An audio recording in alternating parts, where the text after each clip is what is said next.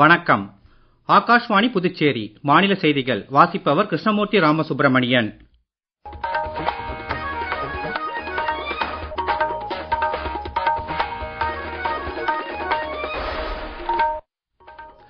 தலைப்புச் செய்திகள். மேற்காசிய போரால் ஏற்பட்டுள்ள பதற்றத்தை மக்கள் அனைவரும் ஒருங்கிணைந்து எதிர்கொள்ள வேண்டும் என்று பிரதமர் திரு நரேந்திர மோடி வேண்டுகோள் விடுத்துள்ளார்.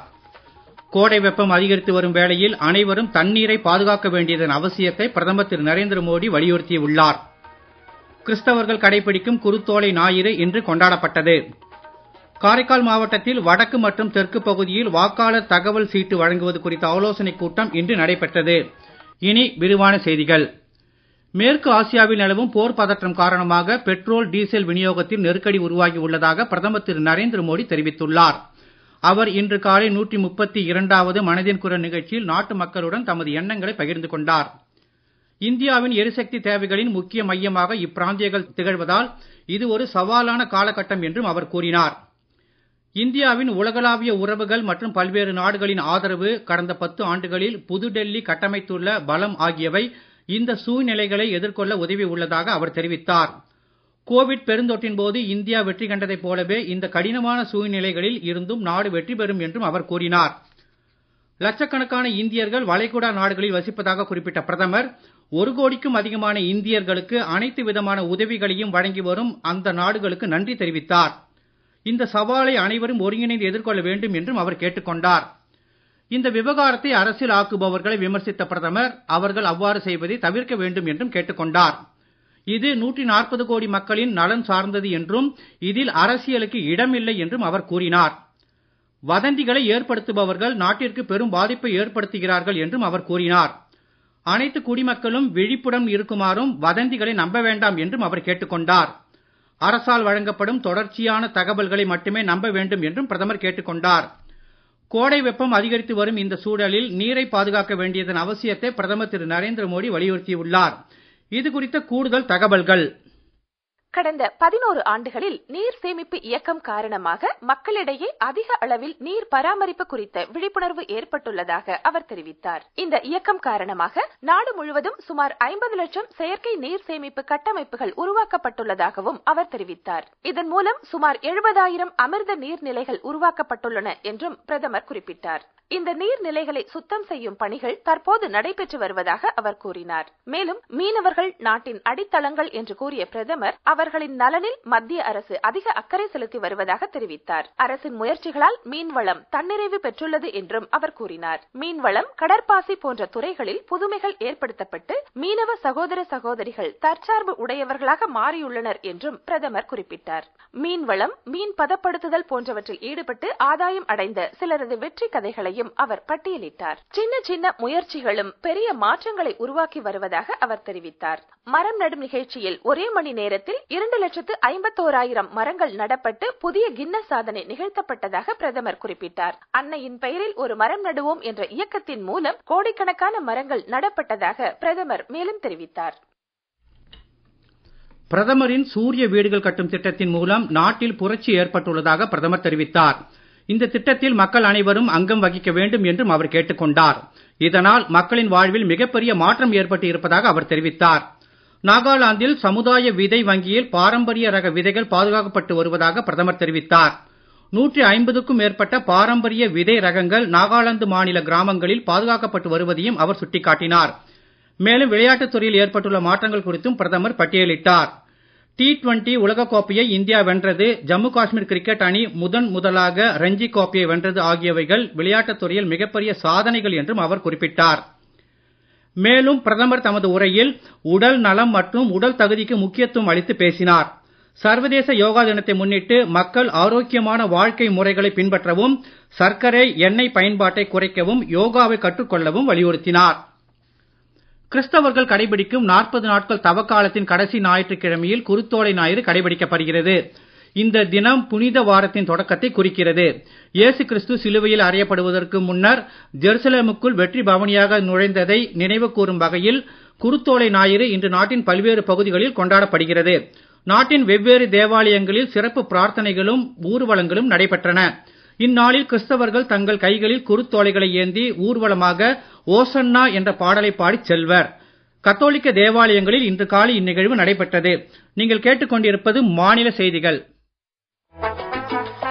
நேயர்கள் ஆகாஷ்வாணி செய்திகளை உடனுக்குடன் தெரிந்து கொள்ள எமது புதுச்சேரி மண்டல செய்திப் பிரிவின் சமூக ஊடகங்களான @AIR_News_புதுவை என்ற எக்ஸ் பக்கத்தையும், all India radio news Puducherry என்ற பேஸ்புக் பக்கத்தையும், @RNU புதுச்சேரி என்ற யூடியூப் சேனலையும் அணுகலாம்.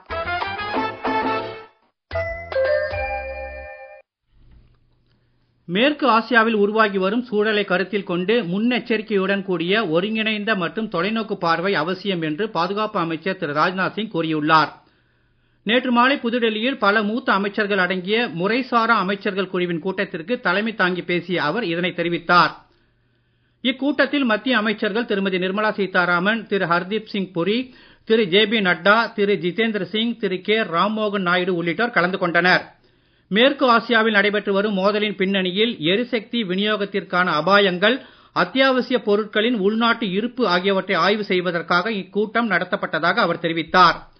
நிலைமையை தொடர்ந்து உன்னிப்பாக கண்காணிப்பது, நடுத்தர மற்றும் நீண்டகால தயார் நிலை அணுகுமுறையை கடைபிடிப்பது, உயர்மட்ட ஒருங்கிணைப்பை பேணுவது ஆகியவற்றை வலியுறுத்தி செயலர்களின் அதிகாரம் அளிக்கப்பட்ட குழுக்களுக்கு அவர் வழிகாட்டுதல்களையும் வழங்கினார்.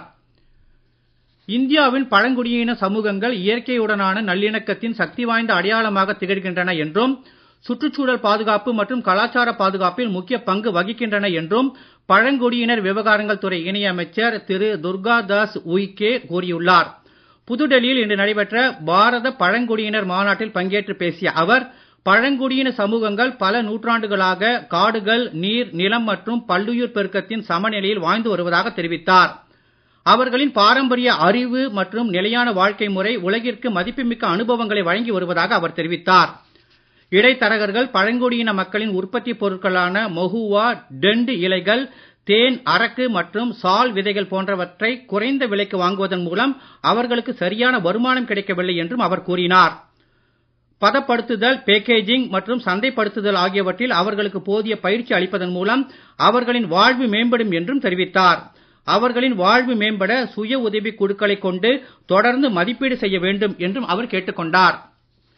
காரைக்கால் மாவட்டத்தில் தேர்தல் நடத்தும் அதிகாரி செல்வி எம் பூஜா தலைமையில் இன்று காரைக்கால் வடக்கு மற்றும் தெற்கு பகுதியில் வாக்காளர் தகவல் சீட்டு விநியோகிப்பது குறித்த ஆலோசனைக் கூட்டம் நடைபெற்றது. இக்கூட்டத்தில் தேர்தல் ஆணையத்தின் வழிகாட்டுதலின்படி வீடு வீடாக சென்று தகவல் சீட்டுகளை வழங்க வேண்டும் என்றும், குறிப்பாக முதியோர் மற்றும் மாற்றுத் திறனாளிகளுக்கு முன்னுரிமை அளிக்க வேண்டும் என்றும் அறிவுறுத்தப்பட்டுள்ளது.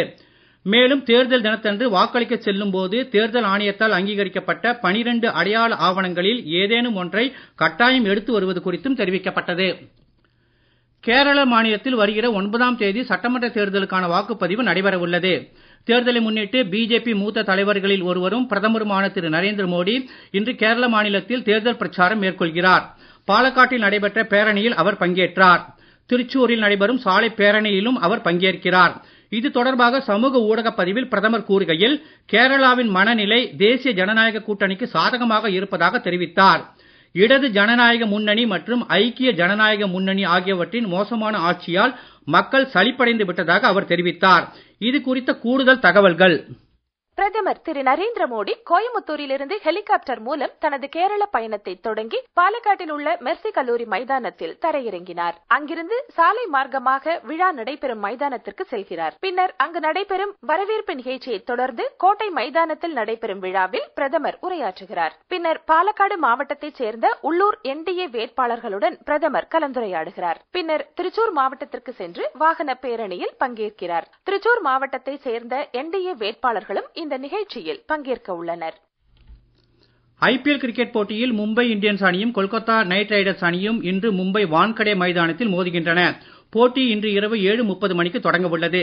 நேற்றிரவு நடைபெற்ற தொடக்க ஆட்டத்தில் பெங்களூரு ராயல் சேலஞ்சர்ஸ் அணி ஹைதராபாத் சன்ரைசர்ஸ் அணியை 6 விக்கெட் வித்தியாசத்தில் வென்றது குறிப்பிடத்தக்கது. மீண்டும் தலைப்புச் செய்திகள். மேற்காசிய போரால் ஏற்பட்டுள்ள பதற்றத்தை மக்கள் அனைவரும் ஒருங்கிணைந்து எதிர்கொள்ள வேண்டும் என்று பிரதமர் திரு நரேந்திர மோடி வேண்டுகோள் விடுத்துள்ளார். கோடை வெப்பம் அதிகரித்து வரும் வேளையில் அனைவரும் தண்ணீரை பாதுகாக்க வேண்டியதன் அவசியத்தை பிரதமர் திரு நரேந்திர மோடி வலியுறுத்தியுள்ளார். கிறிஸ்தவர்கள் கடைபிடிக்கும் குருத்தோலை ஞாயிறு இன்று கொண்டாடப்படுகிறது. காரைக்கால் மாவட்டத்தில் வடக்கு மற்றும் தெற்கு பகுதியில் வாக்காளர் தகவல் சீட்டு வழங்குவது குறித்த ஆலோசனைக் கூட்டம் இன்று நடைபெற்றது. இத்துடன் இந்த செய்தி அறிக்கை நிறைவு பெறுகிறது. வணக்கம்.